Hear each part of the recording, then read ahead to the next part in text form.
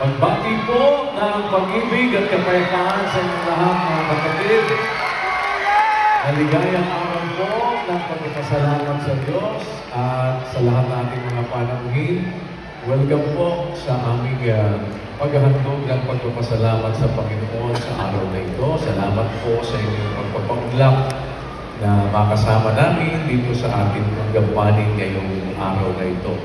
At ganoon din sa lahat po ng ating mga kapatid, galing sa iba't ibang mga lugar, mga kapatid din po natin na nasa iba't ibang mga dako, at yung mga narito po ngayon sa ating chapel sa Apalit Pampanga.